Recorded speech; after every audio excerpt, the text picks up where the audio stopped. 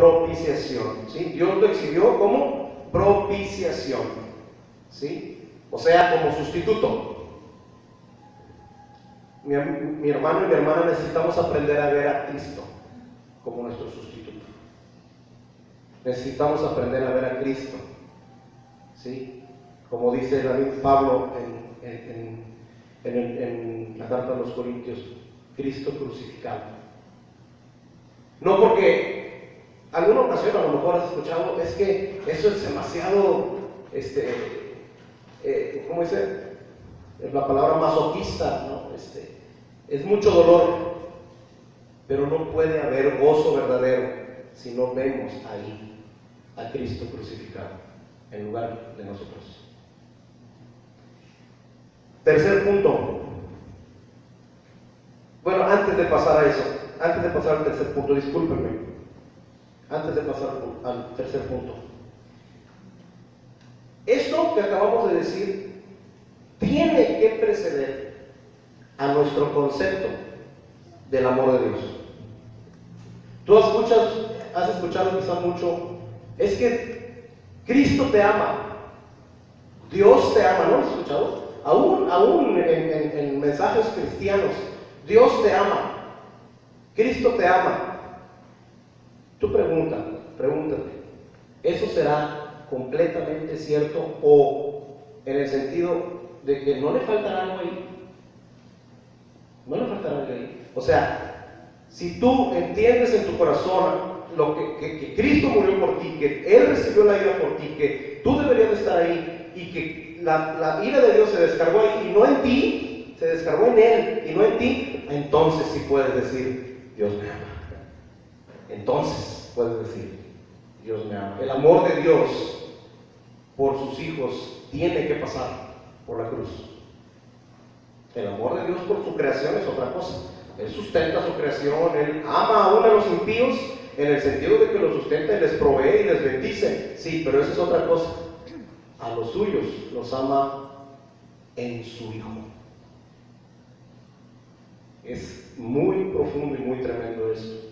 Ok, punto número 3. Cristo vino al mundo a sufrir y a morir para cancelar las demandas de la ley contra nosotros. Para cancelar las demandas de la ley contra nosotros. ¿Cuántas veces has escuchado esto como yo? Yo creo que a final de cuentas mis buenas obras son mayores que mis malas obras. Y Dios tiene que darse cuenta de ello, ¿verdad? De que, o sea, si hago un balance, soy más bueno que malo. O aún puedes escuchar a personas que dicen, yo, pecador, yo soy bueno. ¿Qué insensatez es querer hacer eso delante de Dios? Pesar buenas obras con malas obras, por dos razones. Porque nuestras supuestas buenas obras son aún defectuosas, por muy buenas que sean. Nuestras buenas obras son aún defectuosas. ¿Por qué? Porque no buscamos honrar a Dios cuando las hacemos. No estoy diciendo que todas, pero en la mayoría que son buenas, entre comillas, no buscamos honrar a Dios. No buscamos honrar a Dios cuando las hacemos. Las hacemos con otros fines. No dejan de ser buenas, pero entonces no son completamente buenas, son buenas pero defectuosas o buenas pero manchadas. Que si hablamos de blanco y negro, pues siguen siendo negras. No son completamente buenas. Entonces no podemos, o sea, no tenemos buenas obras en ese sentido, ¿sí? Y otra insensatez de querer pesar buenas obras con malas obras es porque Dios no salva por obras. Dios no salva por obras de nosotros. Dios tiene un método completamente diferente para salvar pecadores que sea pesándoles sus obras, ¿sí? No hay salvación mediante el equilibrio de obras, hay salvación mediante, no hay salvación mediante el equilibrio de cuentas, como dice el autor, hay salvación mediante la cancelación de cuentas. Mediante la cancelación, no el equilibrio. Una obra buena no elimina una mala. ¿Me explico? Se tiene que cancelar y nosotros no podemos hacerlo. ¿Sí? Si empezamos este punto diciendo, Cristo vino al mundo a sufrir y a morir para cancelar las demandas de la ley. ¿Qué quiere decir cancelar las demandas de la ley? Que cada vez que tú transgredes la ley y yo, ¿sí? Tenemos esa demanda, o sea, nos está exigiendo la ley que lo hagamos, ¿sí? Ya tenemos una deuda. Volvemos a transgredir y ya tenemos otra deuda. Volvemos a transgredir y ya tenemos otra deuda. ¿Te imaginas si esto fuera una cuenta? ¿Cómo estarían tus números? Los míos estarían escarlata, rojos, totalmente endeudados. Necesitamos que no hacer algo para cancelarnos, no, necesitamos que nos la cancelen. Nos urge. Colosenses 2, 13 y 14, por favor. Colosenses 2, 13 y 14.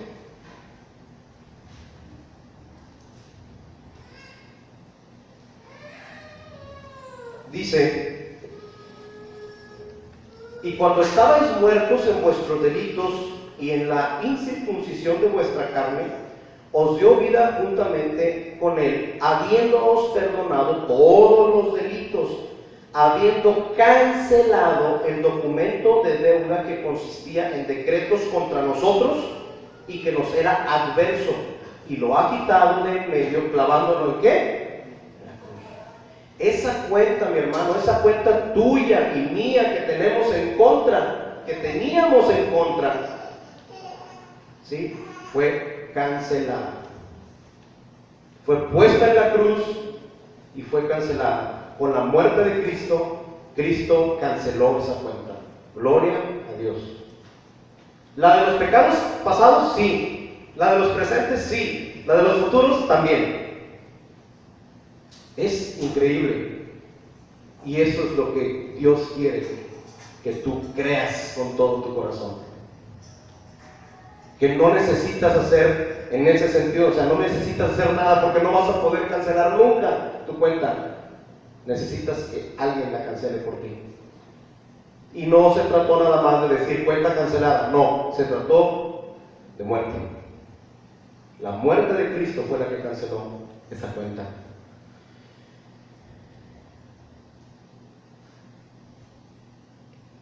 Punto número 4. Sí, estamos en el 4, ¿verdad?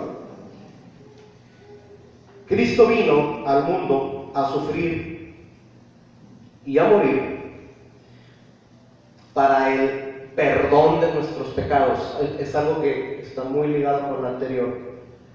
Cristo vino al sufrir y a morir al mundo para el perdón de nuestros pecados. Cuando tú perdonas, o vamos, lo voy a poner al revés. Si tú quieres que te perdonen algo, alguna ofensa, algún daño, algún perjuicio, tú esperas que te digan, no hay problema, ahí que quede, ¿verdad? Ya no me debes nada, ya no tienes nada que hacer. Pero ¿qué pasa cuando dicen, bueno, ok, te perdono, pero tienes que hacer esto? Te perdono, pero esto. ¿Saben? Eso no es perdón. Porque entonces estás haciendo algo para retribuir. ¿Me explico? Un perdón condicionado no es perdón. La palabra perdón viene de dar. ¿Sí? La palabra don es dar. Así que el perdón implica, ¿sí?, renunciar al derecho de exigir un pago.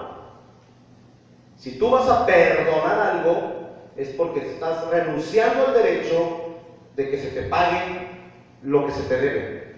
Perdonas, no me debes nada. Y tú también en el sentido opuesto, si esperas que alguien te perdone, es que no tengas que pagar nada. El perdonar implica gracia, favor no merecido. Y si algo distingue a nuestro Dios, es que es un Dios ¿de qué? De gracia. Tú y yo hemos recibido el perdón de nuestros pecados por pura ¿qué? Gracia. Por gracia somos salvos por medio de la fe, no por obras para no gloriarnos. Si tú eres salvo de la ira de Dios, si tú eres salvo, si tu cuenta ha sido cancelada, todos los beneficios, si tú eres hijo de Dios ya, es porque por pura gracia te fue dado. Es más, el día que tú escuchaste el Evangelio, el día que tú escuchaste que la palabra de Dios te dijo, estás muerto en tus delitos y pecados, o sea, no importa qué religioso seas, no importa qué tan bueno te creas, una vez has mentido, una vez has transgredido, ok, ya estás delante de Dios, tienes una deuda y no tienes cómo pagarla. Porque la ley de Dios es como una cadena. Si tú una cadena le rompes un eslabón, no solamente rompes el eslabón, rompes la cadena. ¿De qué te sirve? Así es la ley de Dios. Con una transgresión ya toda la ley está transgredida. Entonces, cuando tú escuchaste eso, ¿sabes por qué lo escuchaste? Por la gracia de Dios. Porque hay muchos allá afuera que nunca lo van a escuchar. Hay muchos que nunca lo van a escuchar. Y van a ir a la tumba sin haber escuchado que solamente la gracia de Dios es la que les puede poner delante de Dios sin culpa. Cristo, por medio de su muerte específicamente, ¿sí?, logró el perdón de nuestros pecados. Y es lo que Dios hace cuando confiamos en Cristo. Dios perdona nuestros pecados cuando nosotros depositamos nuestra confianza ¿en quién? En Cristo. O sea, ahí ¿se acuerdan Efesios? Efesios 1:7, vamos por favor. Efesios 1:7.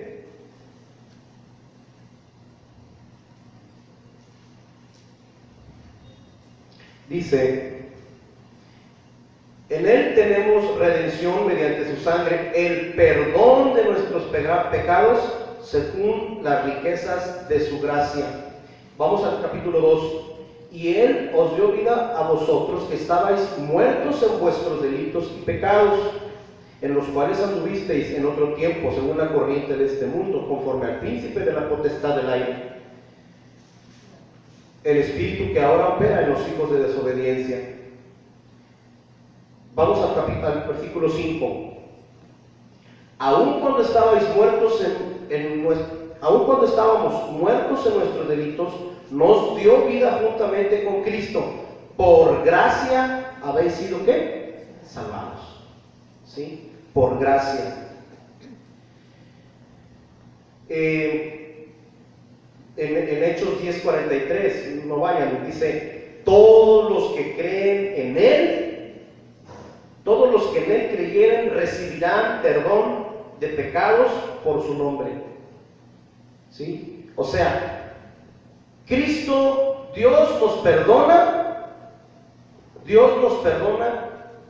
por lo que Cristo hizo. Bueno, ¿y a mí qué me corresponde? A ti y a mí ¿qué nos corresponde? Creerlo, ¿verdad? Creerlo. Pero no creerlo no significa nada más decir sí es cierto. No, es depositar nuestra confianza en eso. O sea, yo no puedo salvarme. Reconozco que no puedo. Yo necesito a alguien que haga lo que yo no puedo hacer. ¿Quién es? Cristo, bendito Dios. Ahí puedo descansar. Esa es la fe que salva. Depositar. Eso obviamente trae fruto. No estamos hablando aquí del fruto, pero de entrada es depositar nuestra confianza en lo que Cristo hizo.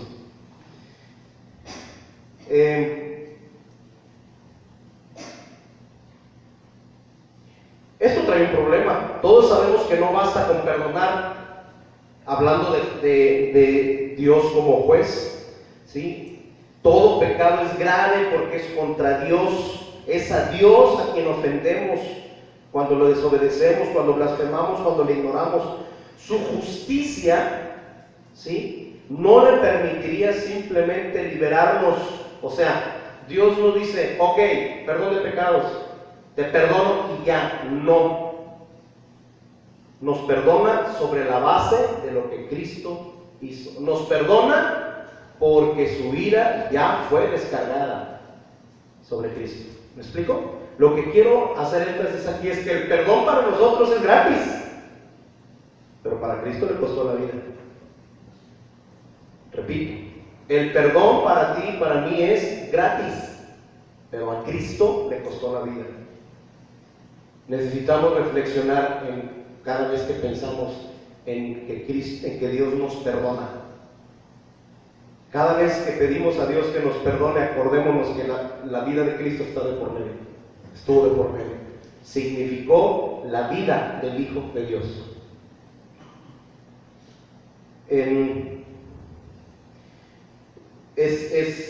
Es muy importante entonces, para Dios es muy importante hacer una demostración de que su honor se mantenía. Era muy importante hacer una demostración de que su honor se mantenía. Sí, perdón de pecados, pero justicia también. Si no, Dios dejaba de ser Dios, porque perdía uno de sus atributos, que era ser ¿qué? Justo. No puede dejar de ser justo.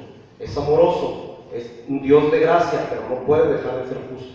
Entonces en Cristo Jesús vemos la ira de Dios, la justicia de Dios y el amor de Dios. Ya estamos viendo la cruz de otra manera, ¿verdad? La ira de Dios, la justicia de Dios y el amor de Dios en un solo evento, el evento de la cruz. Siguiente punto. Cristo vino al mundo a morir, a sufrir y a morir para proveer la base de nuestra justificación. Para proveer la base de nuestra justificación. Quiero que vayan conmigo a Romanos 5:9. Romanos 5:9.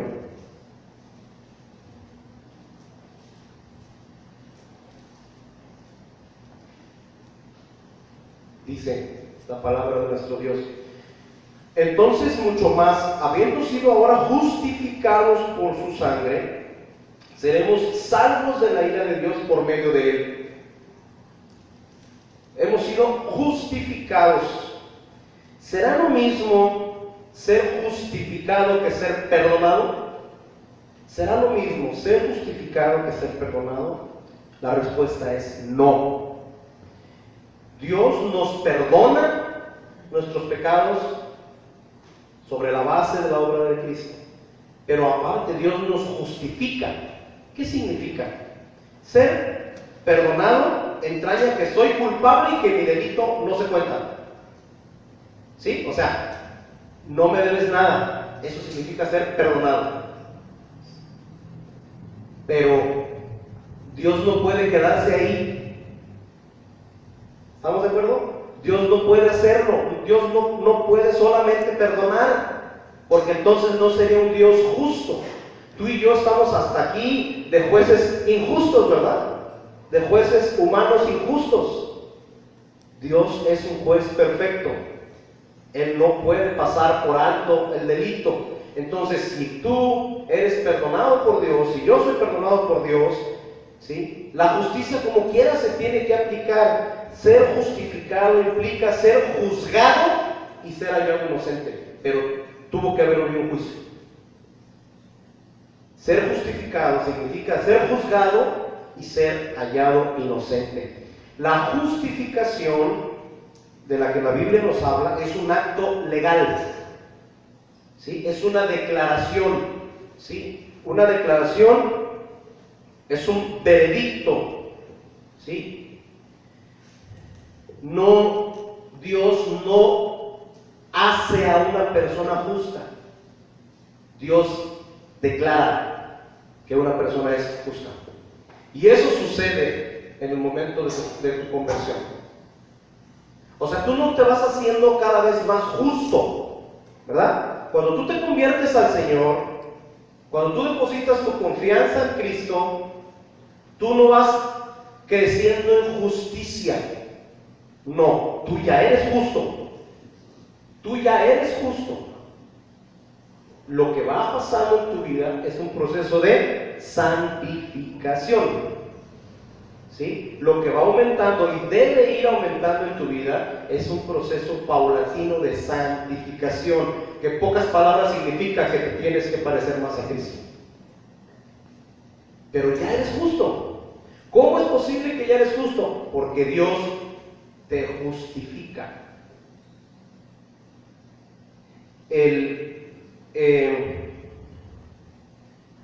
Nosotros, recordemos, y vuelvo otra vez al punto, no hemos guardado la ley, nosotros hemos transgredido la ley, nosotros no podemos justificarnos, o sea, no podemos tener un argumento y decir, yo soy justo porque he guardado la ley. No. Entonces, ¿cómo es posible que Dios a ti y a mí nos justifique? Porque nos impone, el término legal es imputa la justicia de Cristo. Eso es para seguir volándonos la cabeza, mi hermano.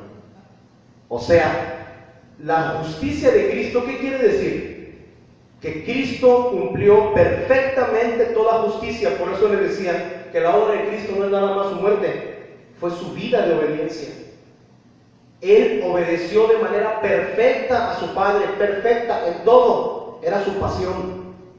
De hecho, el término pasión de Cristo no significa nada más los 3 días de la muerte y resurrección. No, la pasión de Cristo fue su vida de obediencia. Esos 3 días fueron el clímax, fueron la cúspide, porque su obediencia, su punto máximo de obediencia fue ir a la muerte. Pero su pasión era obedecer a su Padre.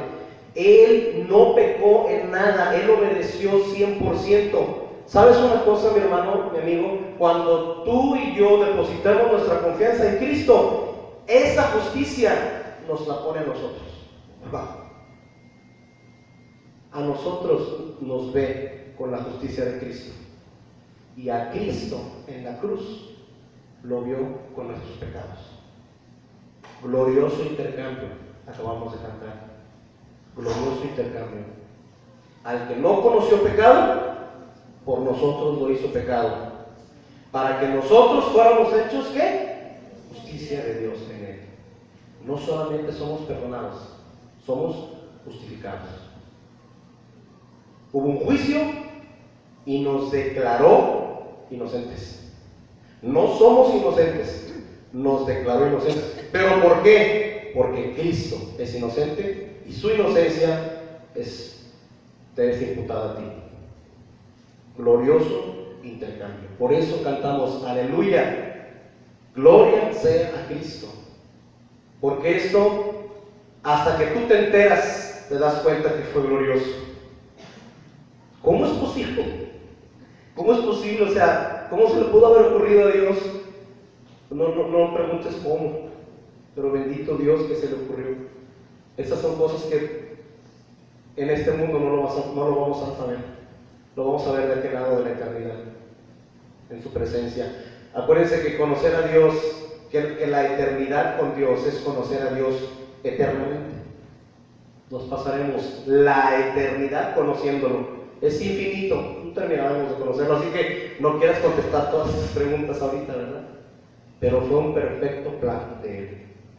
Esa es para proveer la base de nuestra salvación y también para completar la obediencia que se convierte, en nuestra justificación.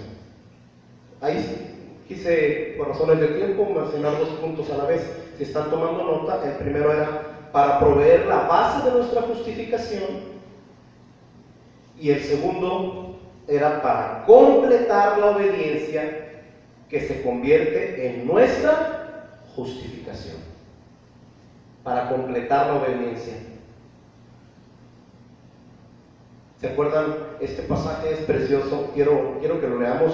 Filipenses 2:8.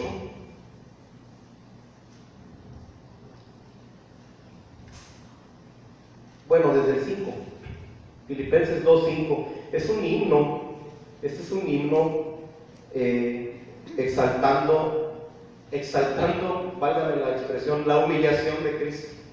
Dice: haya pues en vosotros esta actitud que hubo también en Jesús, el cual, aunque existía en forma de Dios, no consideró el ser igual a Dios como algo a que aferrarse, sino que se despojó a sí mismo tomando forma de siervo, haciéndose semejante a los hombres, y hallándose en forma de hombre, se humilló a sí mismo, haciéndose obediente hasta la muerte, y muerte de cruz. Por lo cual Dios también le exaltó hasta lo sumo y le confirió el nombre que es sobre todo nombre, para que en el nombre de Jesús se doble toda rodilla de los que están en el cielo y en la tierra y debajo de la tierra, y toda lengua confiese que Jesús es Señor, para gloria de Dios Padre. O sea, este acto de humildad, este acto de obediencia fue la cúspide de su sumisión. Él obedeció en todo, pero aquí nos muestra Pablo en la carta a los Filipenses que esto fue el clímax. Se entregó en un acto de sumisión, de obediencia. Y por ello, ¿qué dice? Por ello el Padre ¿de qué? Le exaltó. Y le dio un nombre que es sobre todo un nombre. ¿A qué se referirá eso? No le dio el nombre de Jesús, ¿verdad? Porque Jesús ya se llamaba. Le dio el nombre de Señor. Jesús adquiere el adjetivo de Señor una vez que fue exaltado, porque eso fue un adjetivo dado por el Padre. Y ahí entonces donde dice: para que toda lengua confiese que Jesús es Señor. ¿Sí? Esa obediencia perfecta, el Padre la coronó exaltando a su Hijo. Eso es lo que tiene que ver con nuestra justificación. Punto número 7. Cristo vino al mundo a sufrir y a morir para llevarnos a la fe y mantenernos fieles. Para llevarnos a la fe y mantenernos fieles. Tú y yo hemos escuchado que la Biblia habla del antiguo pacto y del nuevo pacto, ¿verdad? El antiguo pacto, para empezar, los pactos los pactos en la Biblia son acuerdos que Dios hace con su pueblo, ¿sí? Hay varios pactos, acuerdos que Dios hace, pero Dios establece las condiciones del acuerdo. No es el hombre, ¿eh? Dicho sea de paso, el hombre no tiene ninguna facultad para hacer pactos con Dios, en lo más mínimo. Dios es quien establece las condiciones, ¿sí? En el antiguo pacto se refiere a los acuerdos que Dios estableció con el pueblo de Israel. Y se refiere principalmente a la ley que le dio a través de Moisés, ¿verdad? Ese pacto, ¿qué decía en pocas palabras? Cuando Dios dio la ley, ¿sí? Cuando Dios dio la ley, cierto es que lo dio para cumplirla. O sea, tenemos que entender que la ley es para cumplirla, pero no para salvarnos por medio de cumplirla. Dios no dio la ley como un instrumento de salvación, no. La ley fue una muestra de la santidad de Dios y la forma en la que Dios estaba estableciendo los parámetros para la vida del pueblo de Dios en el lugar que Dios había establecido y con Él como su Dios, ¿sí? O sea, ya los saqué de la tierra de Egipto, ahora van a vivir donde yo los ponga a través de la forma en que yo quiero que vivan. Obviamente es imposible cumplirla, para el hombre fue imposible cumplirla al 100%, y conforme fue pasando el tiempo, no nada más al 100, sino 90, 80, 50, hasta que llegó el momento en que fue totalmente descarada la forma en que se transgredía la ley. Ustedes pueden ver los libros de los reyes, y Crónicas, cómo se fue degradando la moral del pueblo y haciendo cada vez más mal y mal y mal, al grado que hasta perdieron la ley, perdieron el libro de la ley. Entonces, el problema del antiguo pacto era que no traía consigo una transformación interior, no traía consigo una transformación espiritual. Era una ley que no traía vida, traía muerte. ¿Se acuerdan lo que dice Pablo en Romanos? Que la ley fue dada para que toda boca se ¿qué? Se calle. Y para que todos queden bajo ¿qué? Bajo condenación. La ley nos muestra, en un sentido nos muestra cómo debemos vivir, pero también nos muestra que es imposible que la cumplamos al 100%. Entonces, el antiguo pacto, ese era el problema, no transformaba. El nuevo pacto del que habla la Biblia está redactado sobre el fundamento del sufrimiento y la muerte de Cristo. En Hebreos 9:15 dice que Cristo es el mediador del ¿qué? De un nuevo pacto. Y en Corintios dice, esta es mi sangre del nuevo pacto, ¿verdad? El pacto anterior estaba cancelándose y estaba abriéndose un nuevo pacto. Ahora entendamos, un nuevo pacto, o sea, una nueva forma de relacionarnos con Dios. El antiguo pacto era, ustedes se van a relacionar conmigo de esta manera, y ahora era, se van a relacionar conmigo de esta otra. ¿Y cuál era esa otra? Por medio de Cristo. Por eso dice que es un mediador de un nuevo pacto. No hay manera que el hombre se relacione con Dios, no hay manera que el hombre se relacione con Dios si no es por medio de Cristo. Él nos dice en Juan que yo soy el camino, yo soy la verdad y yo soy la vida, y nadie llega al Padre si no es por medio mío. Es totalmente exclusivo. No importa cómo se llame una religión, no importa cómo se llame un intercesor, no importa qué tan santo haya sido según los criterios humanos, no hay ninguna manera de llegar a Dios si no es por medio de Cristo.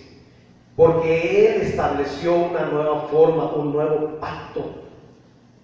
Y mi hermano, mi amigo, tú y yo no vamos a decidir cómo llegar a Dios, es Él el que decide. Él dice cómo llegar, y dice que es por medio de la sangre de Cristo. O sea, reconociendo la obra de Cristo a nuestro favor, reconociendo que somos pecadores, que no merecemos llegar a Él, pero que Cristo murió a través de nosotros. Es entonces, por nosotros, es entonces que podemos llegar a Él. Es un nuevo pacto. En el Antiguo Testamento se dio una ligera idea, ligera digo porque la vino a completar completamente Cristo. Válgame la expresión de completar completamente. Vamos a Jeremías 31, por favor. Jeremías 31.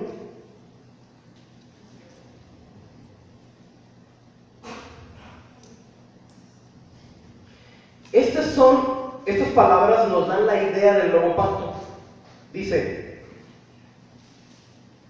he aquí vienen días, declara el Señor, en que haré con la casa de Israel y con la casa de Judá un nuevo pacto, no como el pacto que hice con sus padres el día que los tomé de la mano para sacarlos de la tierra de Egipto.